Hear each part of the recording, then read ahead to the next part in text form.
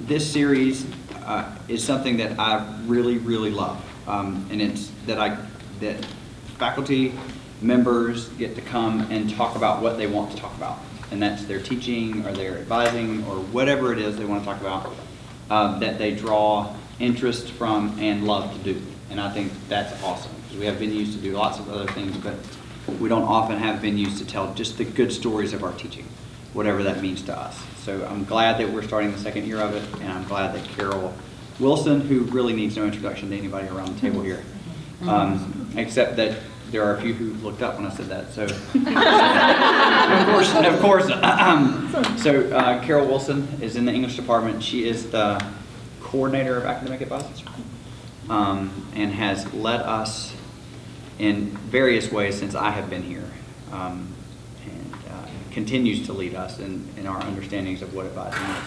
And so I'm really glad that you're here. Thank you. John, bless his heart, when I figured out I really wanted to do this talk, like I really wanted to, and I'm sending out copies of an article that I'm going to reference a little bit here that was sort of a starting point for me. But I have, ever since he asked me to do this, I've walked around with this opportunity to do this with you. And I think it's important for y'all to understand that I want to talk about, I have notes, they're raggedy notes, but they are notes. But pretty quickly, I would like to get through them as sort of foundational things, because I am much more interested in where we are sort of as a group of thinkers. And as I thought this weekend about what I was doing, I couldn't decide, and looking around this table, I don't think I'm doing a whole lot of seed planting and talking with y'all. I think, y'all are advising people, you are teaching people, you're learning people, you get that. So maybe I'm watering some seeds, but I've got some things, I got some things I'd like for us to know and act upon. But I also really just have some discussions I'd like to see move up to the forefront of our conversations about advising. We've spent a couple of years looking at the structure of advising, and I think that's important. We're going to continue to do that, looking for the best system that works best for us. And we'll maybe do 50 words on that in a moment. But really, this talk for me is coming out of all of that thinking about what is advising and how is advising, what do we do with it, how do we do it. But it also comes from just professional development for me. 7-8 years ago, I went to see David and I said, I'd like to do some advising work. And bless his heart, he looked at me and said, sure. And that was kind of where it was. And since then, I've read like crazy. And in the past couple of years, I have started doing much more overt professional development, attending regional conferences. I'll go to my first national conference next week, doing some presenting, doing some things there. And I do it through the organization called NACADA. It's NACADA, and it's a national advising organization. And best as I can tell, they are good. I've had very good experiences with them. One of the nicest things, if you get interested in their conferences, is the regional conference, the Region 3 conference in particular, is a very nice, welcoming group of people. It's an inclusive atmosphere.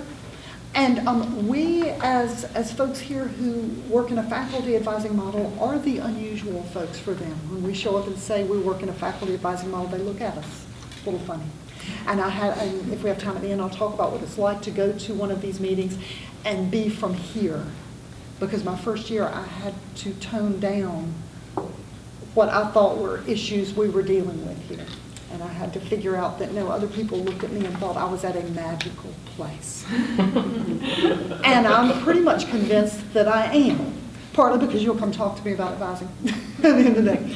In specific, this talk for me comes from a whole lot of reading in June for the QEP about advising and theoretical constructions for it.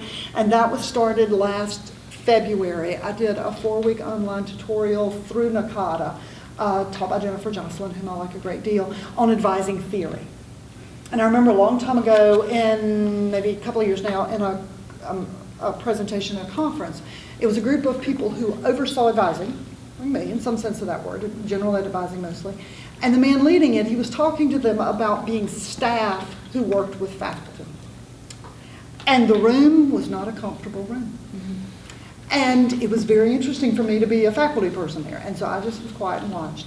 But he finally looked up and he said, they're faculty. You have to give them theory. And the room goes, okay. And yet I was in a room of people who were very practical, applied. We just want to do it because it works. And I'm faculty. We are people who think about things. We're all learners. We're interested in the constructs in which we operate. And so I wanted to posit the idea of advising as teaching. It is not original to me. I have picked it up from a couple of sets of reading. NACADA now has got it as their approach to advising on their website.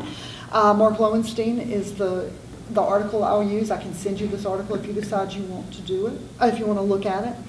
But I want to talk a little bit about what this maybe suggests, and then I want to see what you think about this. I think it's a long-term conversation for us. I don't think it's short-term. And I'd like to see, as we kind of grow, what we want to do about it. And so I'll start with just a little bit of foundational information. Wofford's a bit unusual anymore in the higher education landscape, although I do not think we are distinctive. If you want to pick up that word and fiddle with it for a little bit, I do think we are unusual in having a faculty general education model. And many schools, especially larger schools, are now hiring professional advisors, and that is what they do for a living. And I remember when John was going down to CFC, and the young woman doing the tour said, the faculty who advise are in that building. And I went, whoa, you have this many students and you have a faculty advising model. And I asked, I said, tell me about these faculty. And she said, well, they're all over here. And you go see your boss. I said, okay, do they teach? And she goes, oh, no, they don't teach. And I went, okay, so they're there. But NACADA sets some standards. And I think it's important for us if we want to think about some things here. They say that a place is doing pretty well if you can keep a professional advisor's advising load at 250 advisees or fewer. Per person? Per person. What? Wait a minute. Say that again. 200 to 250 advisees per person, if that is all you're doing. And so when I go to places, and I was, well, no, it's not. The nuts is when I'm talking to the woman from the nursing school who says, I'd kill to get to 250. I have 400. The man who says, I have 1,300 names under my name. If I can get it to 800, it will be manageable. John's advisor, and he has had good academic advising, I will say that. He knows to use it, but his academic advisor has over 300 advisees in general education. And that's all he does. That's what this person does, yes. And so when my first time in talking at a regional conference, looked at some folks and said, well, you know, our provost gets a little grumpy when somebody has 50 advisees, and the guy says, yeah, I know, it's not enough, is it? And I said, no. And you know what, as a matter of fact, we're looking at this number 16 first-year people who come in, because people advise majors and others too, and we're thinking about cutting it to 8. And that's when I realized I had to speak softly. Because he couldn't imagine we exist. So I think that's my first bit of just information for us to mull over a little bit of what it is in other places. Even if students move out of general education advising to the major advising with faculty members, that here it is different. And we are called upon in our advising to do a lot of things. Our expectations are high. Our standards are high for the kinds of interactions we have with students. And so for us in our model, what we do, yeah, people are overworked even with, double-digit numbers of advisees instead of triple-digit numbers. But so with that sort of as an introduction of us being in a magical place, I think what I want to move from there is to the idea that there's background to advising. I did not realize until I started doing this that NACADA was organized in 1977, which was my first year at Wofford College, if anybody wants to know that as a student. And it came after a first advising conference that was held. So it's a reasonably recent thing, says the old woman at the table. And advising has shifted in the way folks have thought about it. And that's important. And what I'm liking about this as I'm learning the history of it is that we've not moved from abandon this to abandon this. It's becoming a little more inclusive. It's becoming a little more nuanced as people understand what's involved in working with students and as they define what advising is. By way of background, the first kind of models generally that folks look at are prescriptive. You give people requirements and you check them off and you make sure they do them. And in a terribly prescriptive environment, you register them for the courses that they are to take. That would be, we prescribe. And student choice is limited in that model, but also their decision-making is limited as well. And the advisor is the authority in a sense that maybe is different from the way we understand ourselves as authorities anymore. And then you move forward, and a next sort of wave of thinking about advising was the idea of a developmental advising. And this time last year, I might have told you that we were working within a developmental model here, because I thought, okay, that involves providing information that is prescriptive in terms of here's the requirements, here are the things you have to complete, this is how you have to do your work here. But the developmental model also looks at the student as a whole, outside of registration, even outside of the classroom, and helps me as I think about students as an audience. If I'm going to communicate with them, if I've taken developmental model, then it helps me in thinking about who am I talking to, how am I speaking with that person, and for what reasons. But then if I also move to the idea of students being the agents of their own education, then I have to help them decide some things, choose some things, act on some things. And that depends on the information I give them, but it also depends on where they are in their personal development and growth. And that's where I've learned the most probably in the past 6 months, is thinking about this, because I don't have a first year experience background. I've had to go read that stuff. That was February for me. But I've always, when I've talked to parents or prospective students, I have said at Wofford College that our advising here is a natural extension of the work that we do in our teaching. And that has always made sense to me, and I've now found theory that works for it, so I'm now good for the rest of my being. I'm there. But also, if I'm thinking about the skill set that it requires to go into a classroom, then I've always felt like it's very much the same skill set that we require of people in advising.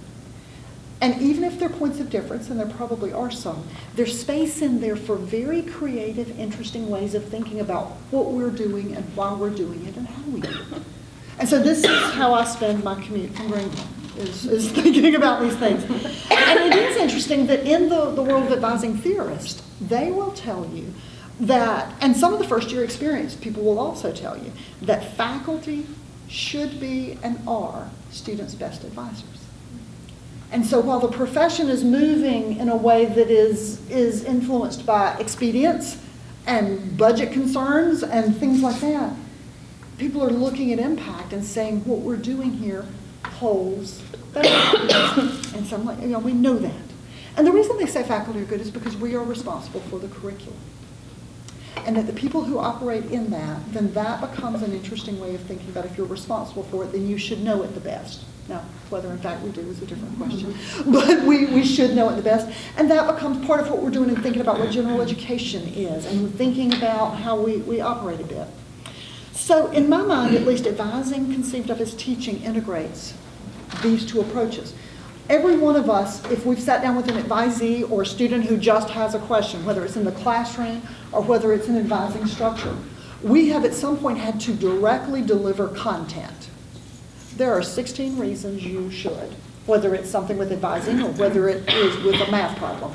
There are 5 categories of general education requirements. Well, they're more than that. Or there are 5 categories of organisms.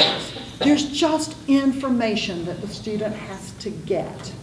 And so in some ways, we are still delivering content. That's what we're doing. And every now and then with rules, we look at a student and say, well, there is a world in which you can drop a course, but that would involve packing bags. That would involve getting in the car. That would involve that we aren't in the business, and if I can say this several times today, I will. We are not in the business of making students do things, but sometimes we are delivering content that is reasonably prescriptive. But for me, in working with Joyce and Beth on the QEP, one of the factors that's become most interesting is thinking about student development and where they are.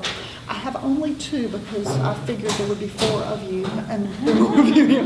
I've copied several pages out of our QEP if you are interested just in seeing what we're doing with outcomes and objectives eventually.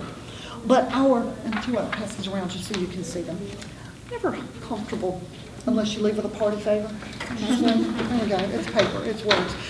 But what I've got on this side is we have in the QEP looked at student development using Chickering's 7 vectors of development. And I don't know, are y'all comfortable with Chickering? Has anybody here done much with, his name is Arthur Chickering. I didn't know Mr. Dr.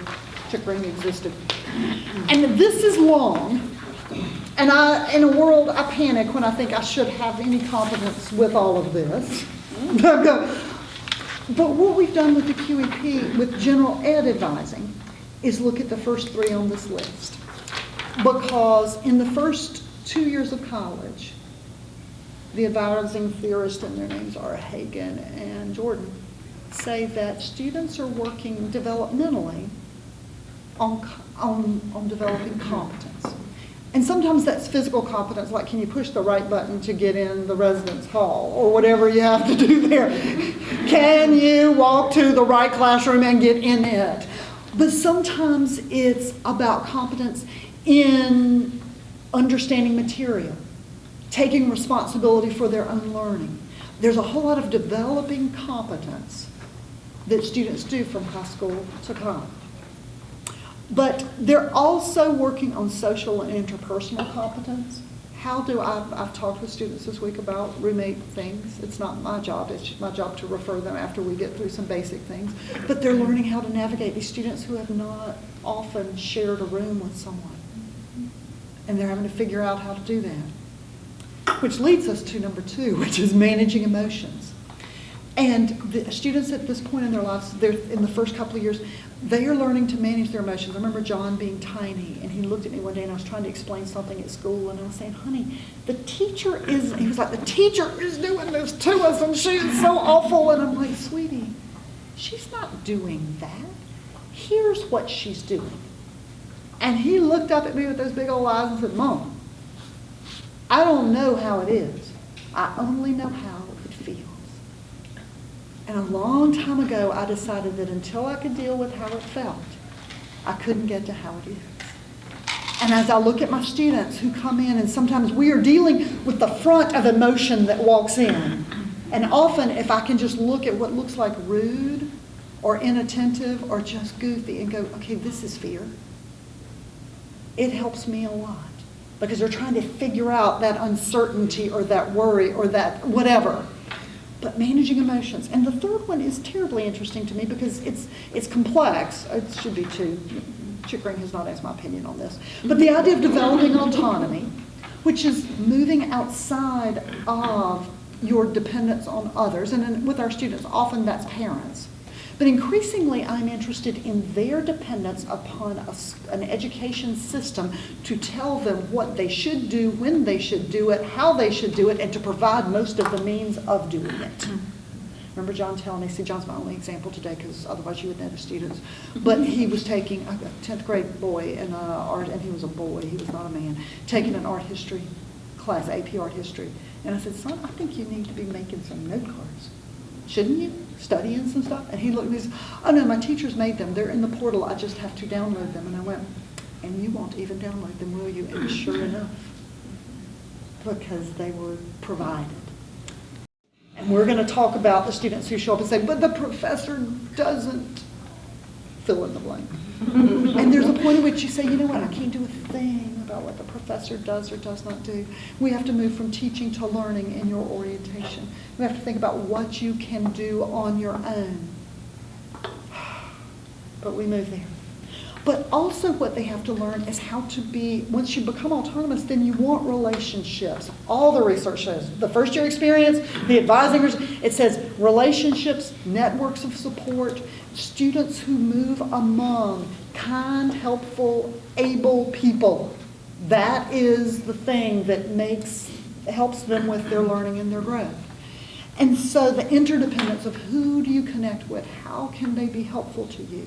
That becomes one of your very interesting things as you think about who these folks are. And so I'm gonna stop there, but you've got the rest of them, and the next two that you have, they say are the final couple of years of college. It's establishing identity and freeing interpersonal relationships, and the dots are long.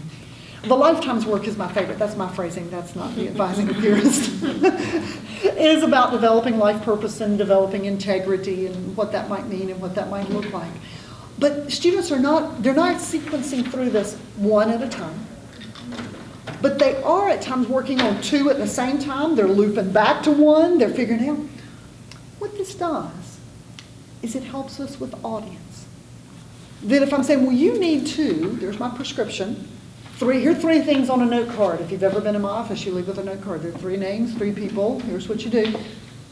But if you don't even know how to send an email to ask for a meeting, or maybe you know how, but you don't have the wherewithal to do it, whatever that interior is.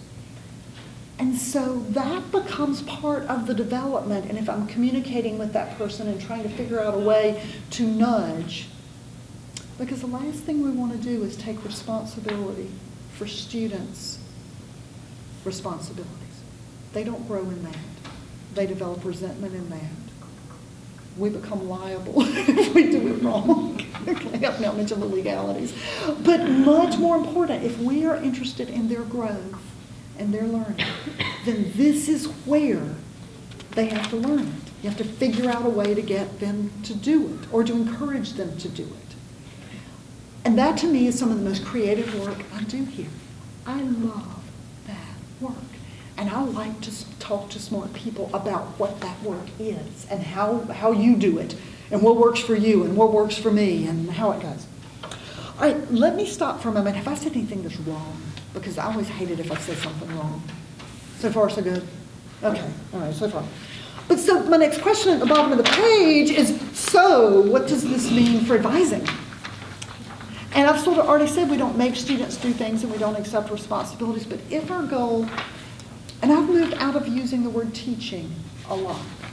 I still believe in pedagogy. I believe in teaching. I think we teach. That is our job. I love the word learning. And if we are facilitators of learning in a classroom, I think we also as advisors are facilitating learning. And I think very much as the student learns to figure out information and get different approaches, and as we start giving them organization and clarity and we are good partners, then we have a stance that helps us facilitate that learning so they get the information, they can gather more on their own. And then they can draw conclusions, apply their learning in their coursework, in their lives. And it's highly indirect work.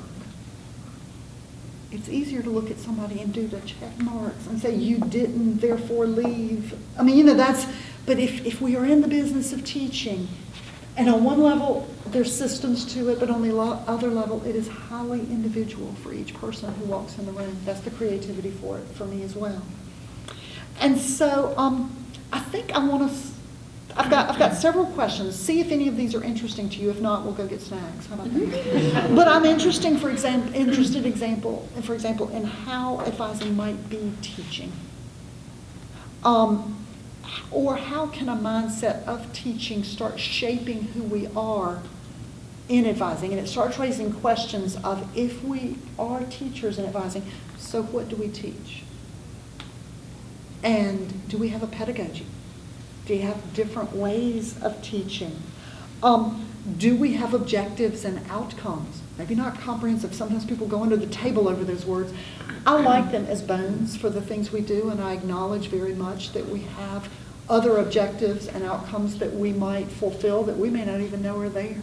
That's okay with me. I live in that world of faith. So there's other good happening. But for me, at least, I wanted to talk with y'all a bit and see what you think just about advising as teaching.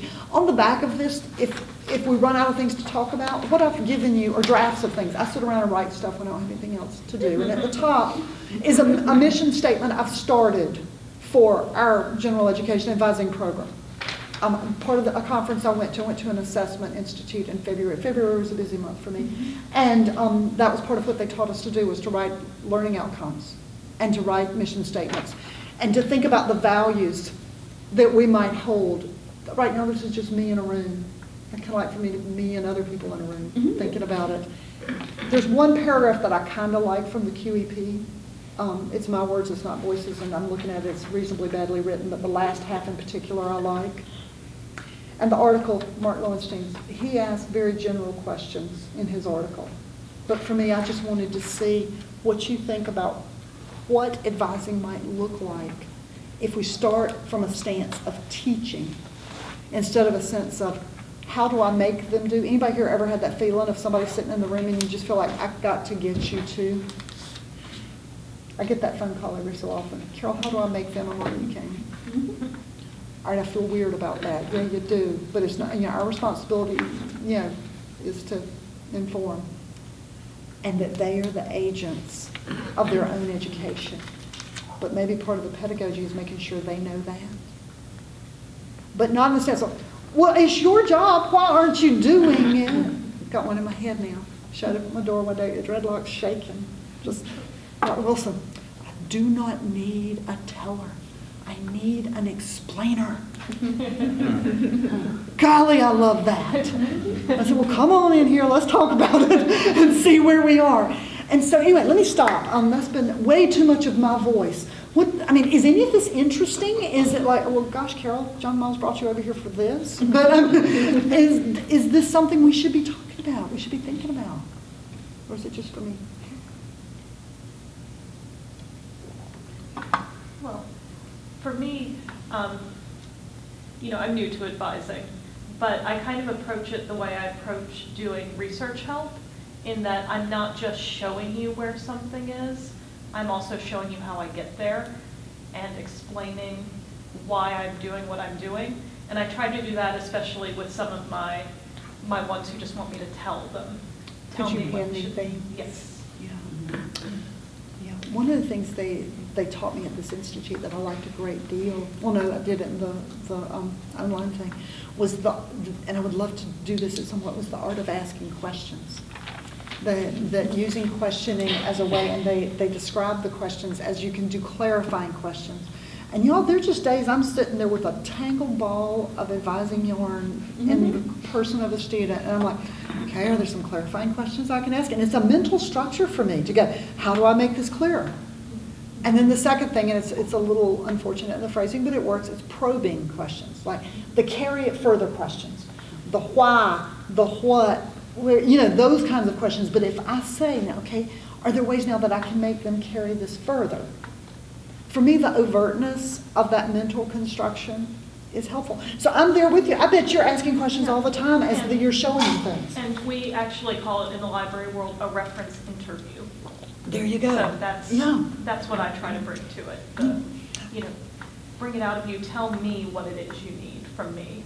Right. Where are you looking? Yeah. Anybody else? Does anybody here ever feel like they're teaching when they're advising, or advising when they're teaching? I don't know. Well, I have a question about, like, I need something explained to me. Oh, dear I need Lord. you to tell me something. Okay, good.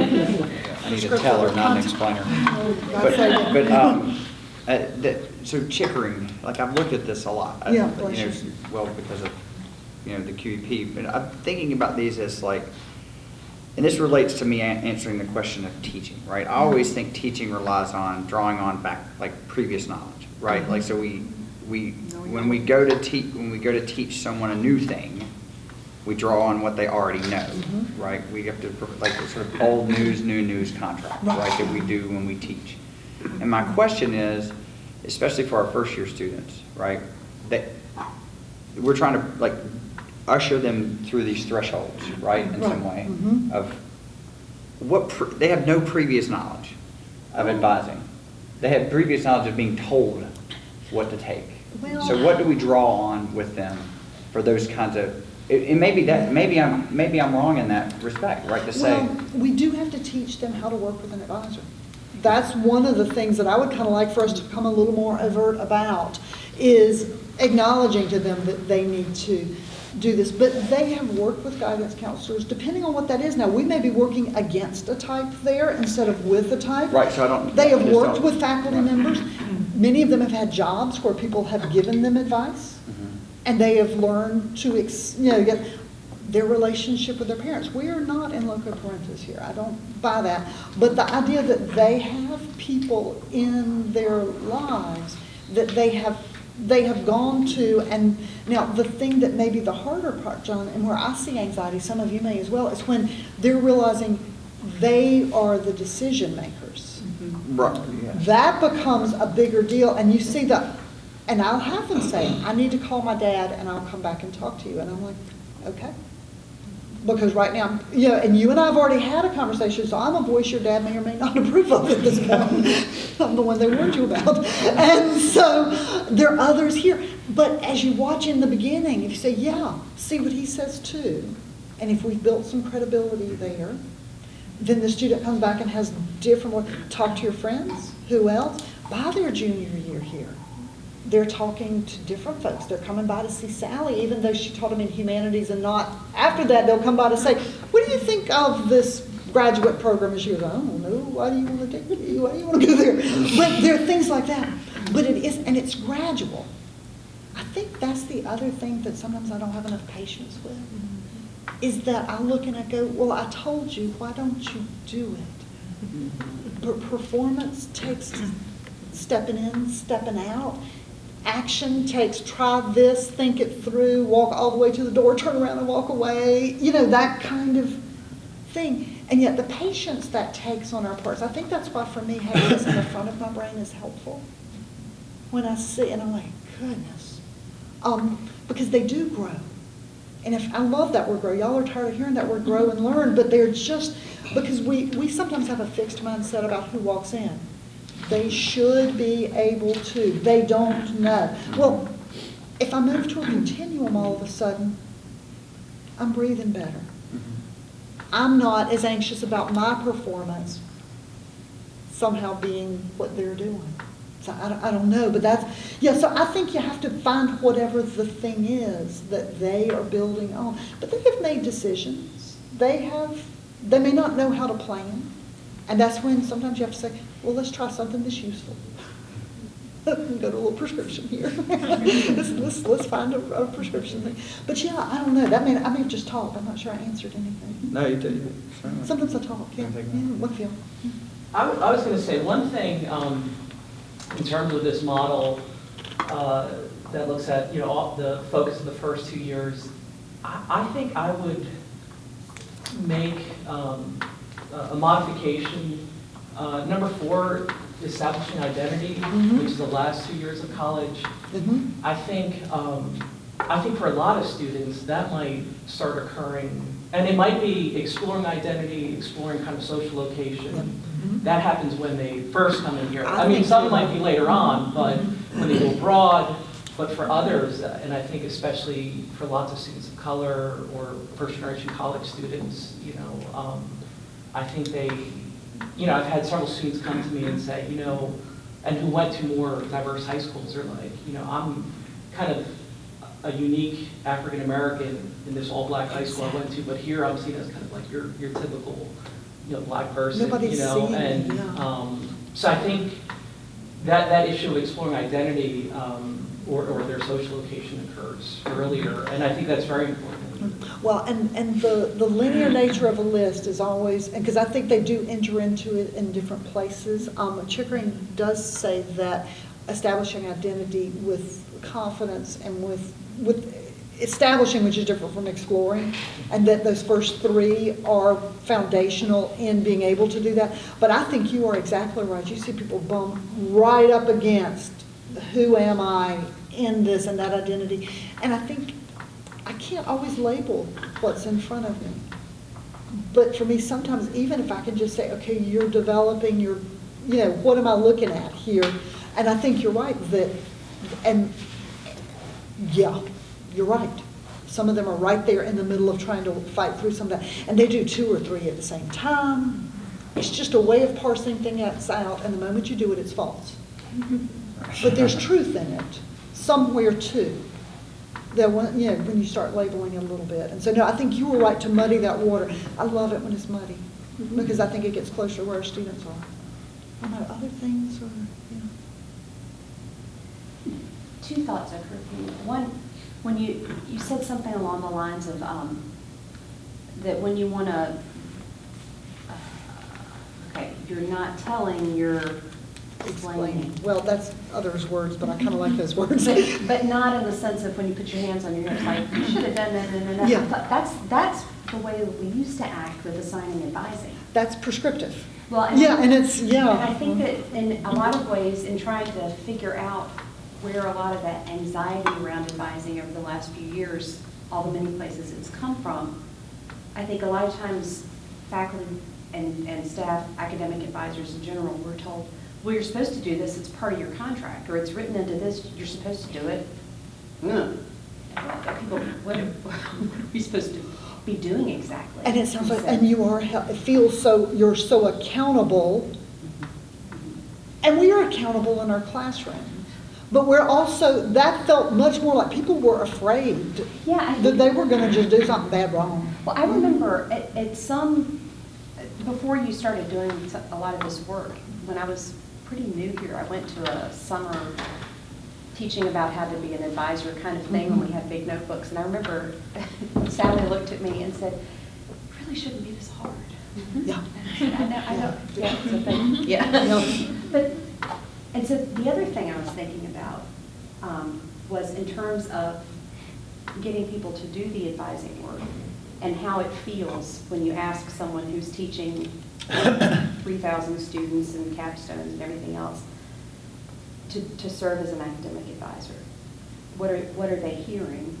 And I, on the one hand, I think hearing advising as teaching sounds like, oh my God, another thing to do, because it makes it sound like it's bigger and it's heavier, whereas if I could just show them how to punch a few things, that'd be Exactly, fine. yeah. But I think it's the opposite in a way, that if we can say, well, yeah, but you know how to do this anyway. We're giving you the information, you are a teacher. So this isn't trying to get you to do something you don't know how to do. Does that make any sense It at all? does to me. I mean, I've always said it's basically the same skill set. We have different ways. I mean, if I start thinking about pedagogy, I'm going to sit around, talk to you. I don't want to be at the end of the table. I prefer my shoes off. Not if you're in my office, if you see my feet. But otherwise, I'm that kind of, I know, but I like questions. I like things left unanswered. I'm comfortable in that world. I like seeing what other people do and in some ways following them. I call that working without a net some days. But other people, they are better at, well, let's organize it and let me present several things to you and then ask you. Eventually, we're going to ask them to do something with what they've got. Does that make sense? And we're going to do that. They're going to perform with it. And that, yeah, we have different ways of doing it. I started making lists of like what my, you know, if my pedagogy, what all is involved in it. It was really complex. The same way your classes are, I'm questioning, I'm offering observations, I'm demonstrating things, and then I'm giving you a chance to practice. I'm listening and offering feedback. Maybe there's a place for cooperative learning and advising as well. That was When you have incoming students and they have this whole sort of world before them. But then when I start to feel nervous that I'm going to leave something out of what they need to be doing to graduate on time, I'm like, it's time for you to now clear your major and go talk to the people who know. So then I wonder, in majors that have an enormous amount of required stuff, is there still that room for advising as teaching the way you're thinking about it here, or is it more prescriptive? I would love for somebody else to talk a little bit about it. I believe there's probably even more room there personally, but what do y'all think about that? I'll certainly answer it, but I would love to know what others think Can I too. ask for a little clarification Yeah. first for the new person? Yeah. So you let go of your advisees at some point? They're for general ed, once they declare a major. Now, let go as in we don't have their advising pen. But once you're mine, you're always mine. Please, now. Yeah, well, once you're mine, you're always mine is the other language that's used in my office, and some of them take you up on that. Yeah, they do. Yeah, but in terms of being the official person in charge of, that's the thing. Okay, thank you. But I'm wondering what some of y'all think about that in terms of major and whether, because some of them do have, yeah, you got this one, you got this one, you got this one. Because there is registration advising. But sometimes that's the place we stop because it is time intensive, it's labor intensive. And some people are like, well, I don't want to go into the world of mentoring because it seems like I'm taking responsibility for somebody. And y'all know I love a good metaphor. And I just believe finally that if we're able and kind, good company who know some things without having to know everything and know the people and the resources. But for me, I think as they move into this checklist of getting through, the question of, so what does this matter to the college's mission, which I put here about lifelong learning, service to others? What does this have to do with my identity? What does this have to do with my values and integrity or how I'm going to live my life? Now, whether we do that in every advising session or whether just in opening up possibilities for the ones that have one line or being willing to do it, I think it's there. But some of them too then, of course, they get all those checklists done. Got Jacob Booth's now in my head. Jacob showed up and he had a whole year left and he said, I've done all my major stuff and I've done all my gen eds. What am I supposed to take now? And I said, well, what are you thinking about? He said, maybe a minor, and the minor looked good. But then I did the elective talk. It's always a little finger in my talk. And I said, you could just pick some good for you courses. And he said, like what? And I said, well, web authoring, given your interest in communications, and you need to do this personal essay course because it's a different kind of writing. You're doing creative writing. Have you taken acting for non-majors? No, why would I want to do that? Well, if you're going to do speaking, that would be good. You've done public speaking. You're doing this writing class with me. Have you done an art history class or an arts class? Because why? I said, well, if you're going to do something that's communications-based, that's going to have visual things in it, have you taken a music class? A little bit of music history might be good for you here. And I sit around with people and I make this stuff up all day long.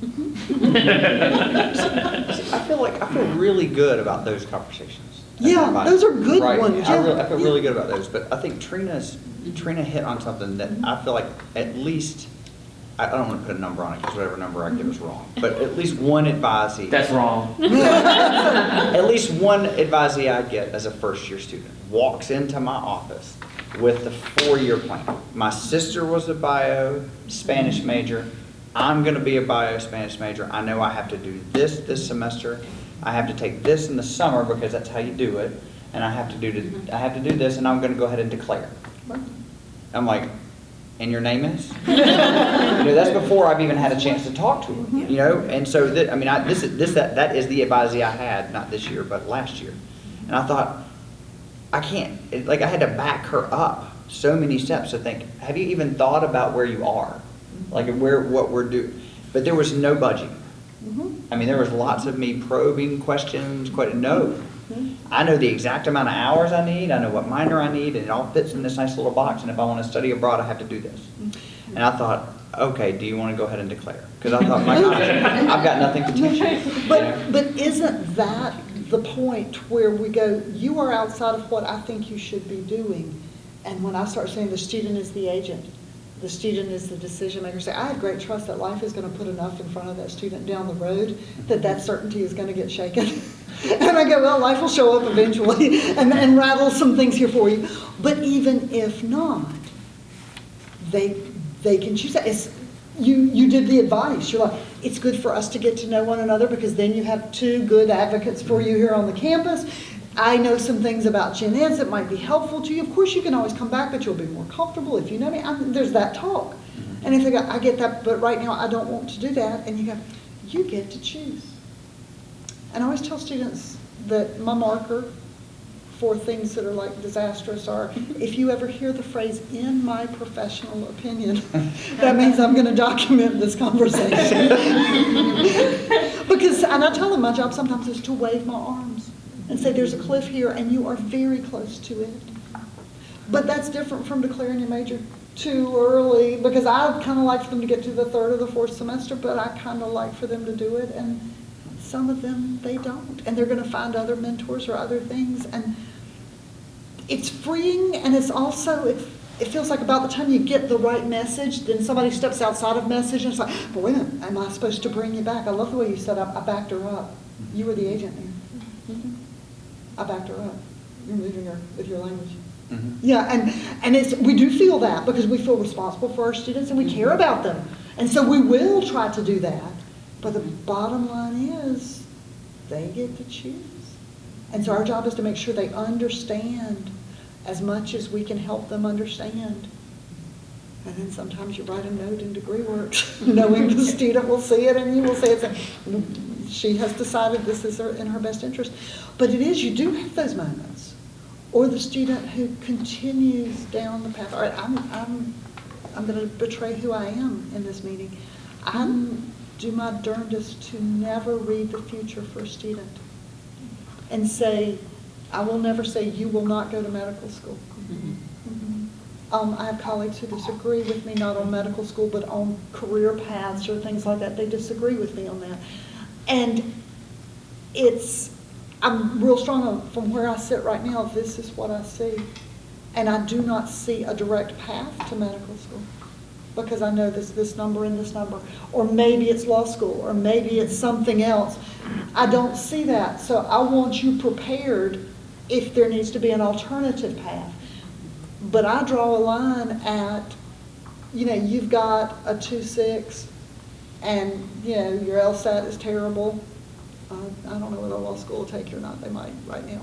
But they might right now. Charleston will, they might take you. But, I draw that line because I believe pretty strongly that I have to communicate well. And sometimes for the college I need to document, because parents do still show up and students show up mad about things.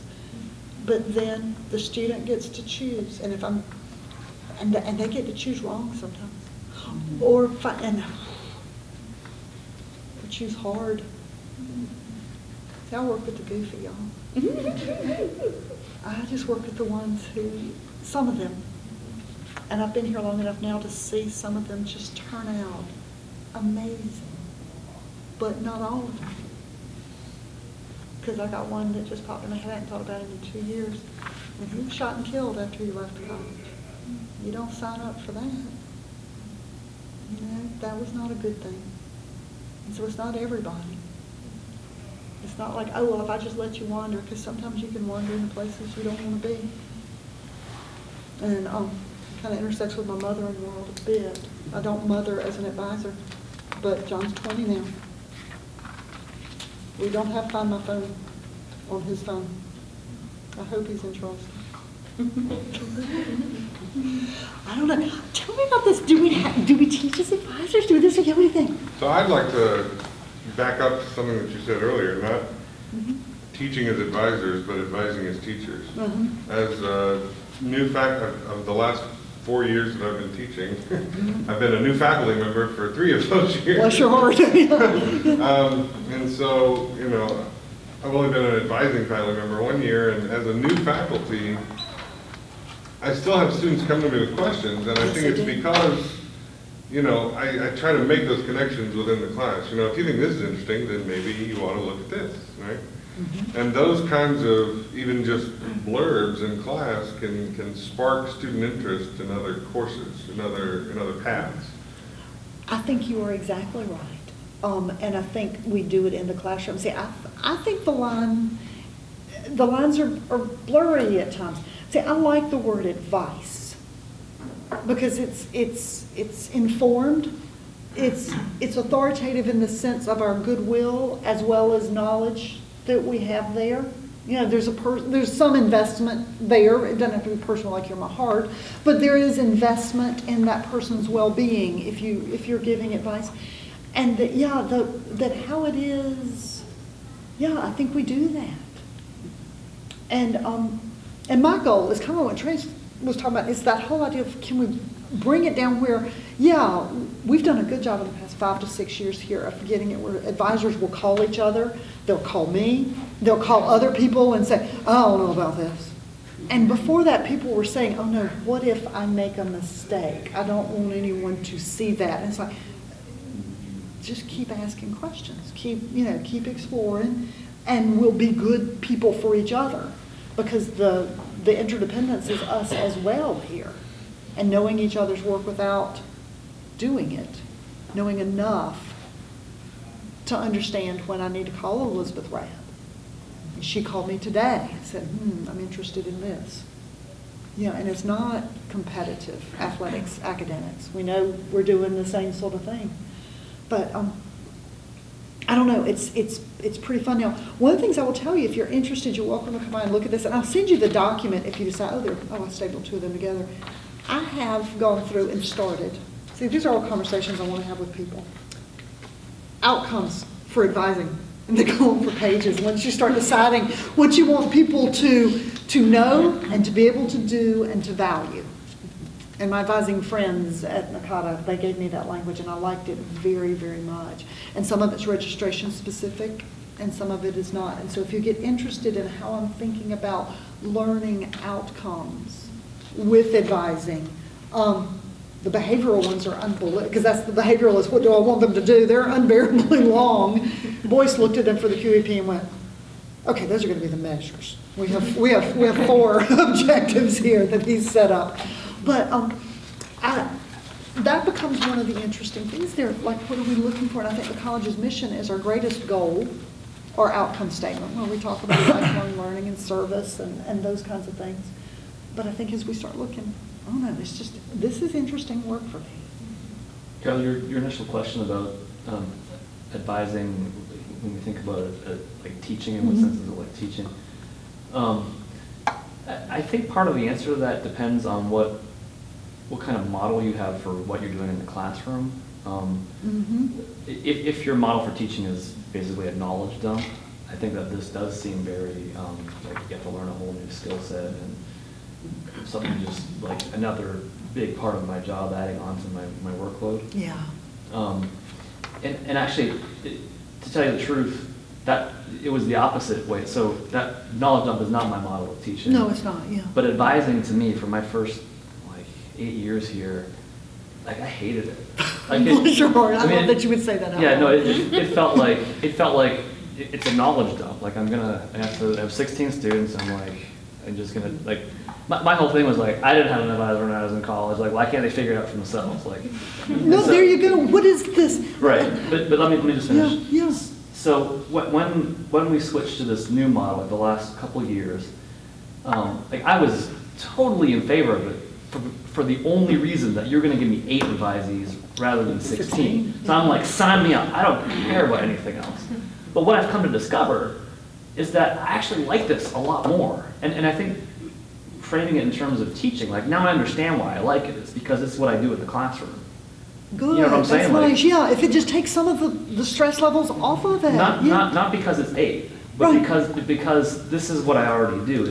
You know, what I do in the class, or what I try to do in the classroom, is to give students the things they need in order to form their own reasoned decisions about whatever the issue is. I guess that's my model of pedagogy, and that's exactly what this is for advising. So it's like, it's the same kind of thing. I'm a mentor. I'm someone who maybe knows a few more things, who can sort of help them to steer them in a good direction, which they can ultimately choose.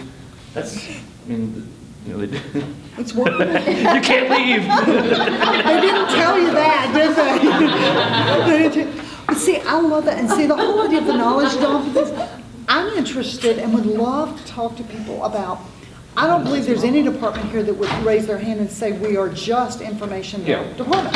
I think they would all say you apply, but I do think maybe it would be interesting to know I think that's what I like about information, the prescriptive thing, and then where are you and how good are you at not me as an advisor, the student, how good are you at envisioning what the questions are here? Can I help you understand what the questions are here? Can you see paths down the way? Because it is, and I think you're right, when folks first would get here and they was like, yeah, you're advising. And then there was the big notebook, and that combination of, now, we also have so much that makes it easier now. The prescriptive parts of it, the degree works, Starfish, things like that, that the technology has become our friend in some ways of being able to keep track of it. But no, I think you're right. I love that you said you hated it. Not that I want you to hate it. But I mean, you would feel the resistance. Yeah. I did. Yeah. I won't complain to Trina. Yeah, but I didn't feel it from you personally, but you would see people like, oh. And I mean, it matters. it's not like I want people to go, oh, well, it's just advising, it's right up there with pouring beer, how about that? You know, maybe I, Far more important. but it would be, but somewhere in there that, when I looked at David and I said, I just want my colleagues to have better information and to feel like they are not by themselves in this and that it is somehow something they do. That advising is something you and the student do, even though the advising is the word for you. I mean, I don't know how it is, and everybody has a different way of thinking about it. But there's some students, dear Lord, they need information. They just, they're the ones that you just keep going, how much information do you need? But my job often is to send them out and say, bring it back. I've got reports as one of my things that students generate in my advising, because I'll say, well, go find out and come back and tell me. Send me an email and tell me. See what you can find out. And it's like, oh, I don't have to know where I'm at. That fear, that's an awful thing. All right, I know I've taken too much time already, probably. No, I think I would we're- keep y'all for the I think this has evening. been fantastic. I love these questions y'all are asking.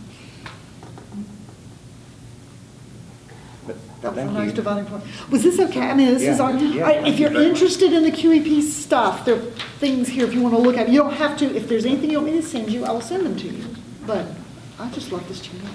And the QEP, I will tell you, anybody that looks at it, is going to change after the on-site Yes. visit. And then it'll be published after that. I mean, you can look at whatever, it's fine. But the evaluator's coming with the on-site team, so they'll, What are they getting? October 11th. Yeah, she says.